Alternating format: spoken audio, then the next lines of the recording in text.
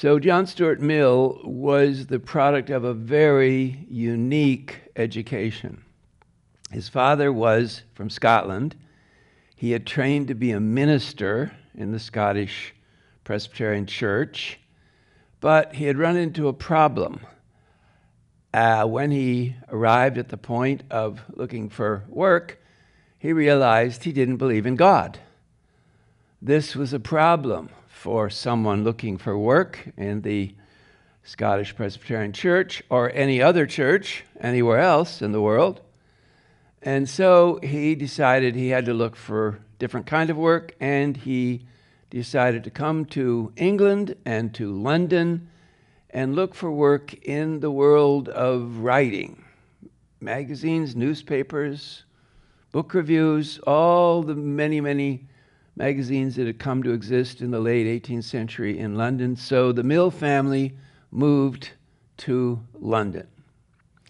And this brilliant Scottish Enlightenment figure who believed in reason and who believed in the rational world as the only one that mattered would now begin to raise his family in London and write.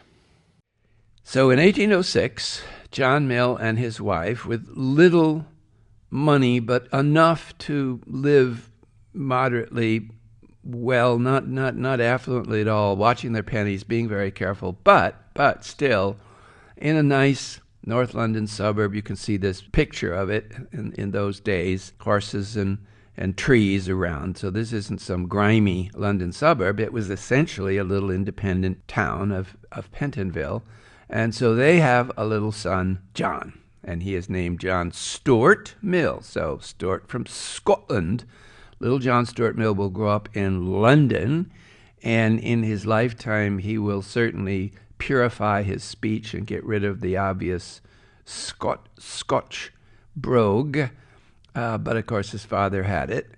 There's a picture of young John Stuart Mill. He was extremely obedient and he was extremely brilliant. So his father launched homeschooling for the little kid, and his father was perfectly happy to do it because, of course, he wasn't so pressed for work, so he could work this in. And so he just took on the project of raising his son, teaching him, and writing the history of British India. This is kind of interesting that so early in the century, a subject we're going to take up later, he would have thought of this idea of writing a history of British India. And the content of it is classic colonial English self-congratulation, bringing civilization to the natives, rejection of the native Indian culture, not a particularly deep understanding of it, its religious past, its ancient origins, none of that. That will come in the 19th century,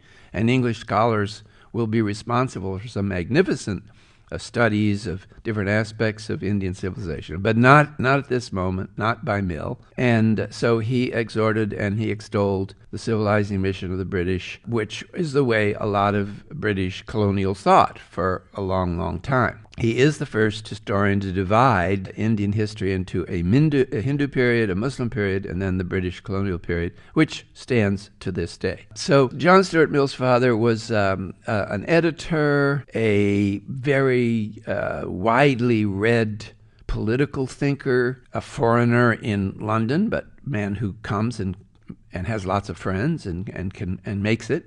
And then someone very ambitious takes on this big, complex history of British India. And the other thing he took on now was homeschooling for John Stuart Mill. Homeschool, no school beyond. John Stuart Mill is taught by his father, and no other teachers, no tutors need to be brought in.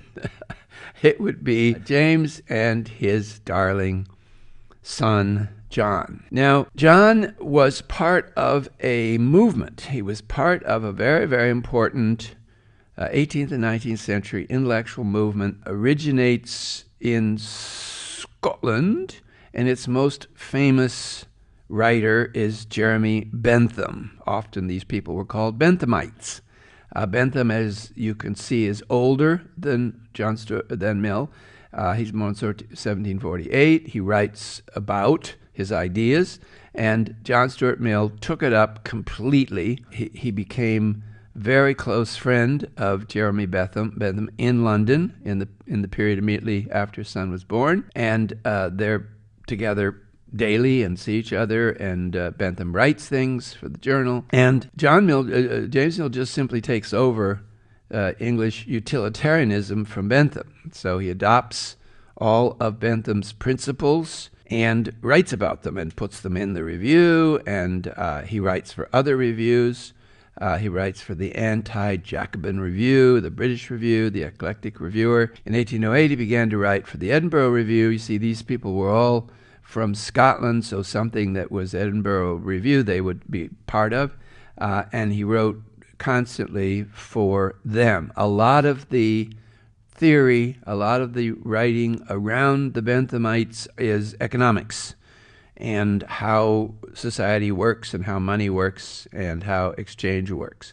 Bentham is a fascinating person, one of the most important evolutions of late 18th and 19th century English reformers. Here is the positions that Bentham held and, of course, explains and is an ally with many other reforming groups, including the abolitionists abolishing slavery. So here's what he was in favor of. He advocated complete individual economic freedom. So that's essentially a libertarian sort of position. He advocated the complete separation of church and state. Then he wanted complete and total freedom of speech. So freedom of expression means freedom of speech and freedom of print.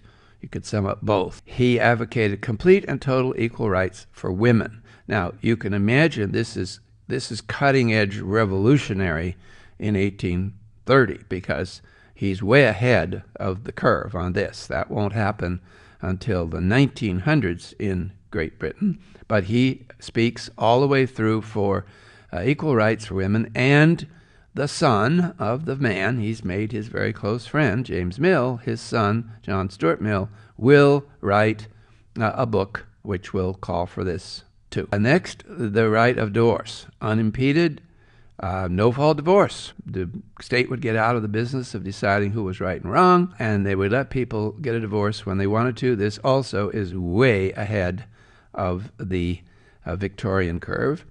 Next, total decriminalization of homosexual life, acts, etc. This was shocking. This was shocking in 1830. This was just, nobody is going to think about this till the 20th century. So he's 100 years ahead on this one. Then next, abolition of slavery. Now here he is in complete agreement, in complete concert with the great story of the abolitionists in England. So he's a close ally of Wilberforce and all those who are cooperating in the abolition of slavery. So you can see in many of these specific reforms, he has allies, and the big one is abolition of slavery. So in 1830s, England is going to abolish the slave trade, and that basically kills it as far as the United Kingdom's concerned, and then everybody else, because they're the major shipping agent of slavery. Abolition of the death penalty, another very, very early reformist position that still hasn't been adopted here. It was adopted in various countries, and there was a leader in Italy in the 18th century who is the trailblazer on this, Cesare Beccaria, Piazza Beccaria in Florence and lots of other places. And Beccaria advocated abolition of the death penalty, and it was done in Italy. So Italy has been without the death penalty for a long time, and all my Italian friends are always pounding on me, why don't we Americans get aboard abolition of death penalty? The next point was abolition of all physical punishment of children and anybody else. This was extremely controversial in England. All the parents and everybody were furious about this because they felt that was the only way you'd get those little brats to do what you wanted them to do. Whack them. Give them a good whacking. If you look at the Dickens novels, they're full of the adults whacking the little kids around, including David Copperfield and Great Expectations, and all of them. All the novels, kids are being whacked around all the time. And Bentham said, stop it. Stop whacking those kids. So there's English utilitarianism. Now, remember, this is a very controversial list of positions. And for a lot of people, Bentham is a lunatic, like advocating equal rights for women. That just seemed. But on the other hand, some of the most reformist people were with him on the abolition of slavery. So it was a very complicated role that he had in English society. He was rejected by a lot of people for some positions, but then he was totally in concert on others, and that helped bring in respect and interest in some of his other positions. So, for example, if you're abolishing slavery, you could hear him preaching abolition of death penalty, and there were a lot of people who would listen to that, and others. So, very, very influential English reformer, Jeremy Bentham. But he never hesitated to tell everybody none of this had anything to do with God. There was no God as far as he was concerned. So, in other words, he's losing all those religious reformers that you've heard about because they don't want to be his ally because he's advertising all these positions and there's no God. One of the ideas that he put forward that John Stuart Mill will adopt is the fundamental axiom of philosophy that the principle, it is the greatest happiness, the greatest number, that is the measure of right and wrong. So there you go. There's utilitarian position. Greatest happiness, the greatest number is what determines everything. And of course, lots of people said, no way. That's like a vote for ethics. You're telling people to vote on what's ethical? No.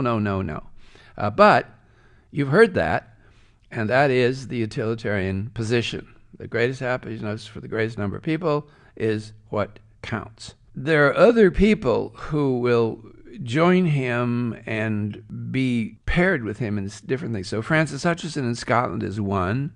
I just told you about Cesare Beccaria. Beccaria was a very, very, very famous Italian reformer, 18th and into the 19th century. And Bentham and his school went back to some of the great Greek and Roman philosophers like Lucretius, who had similar positions on a lot of things, and also no God.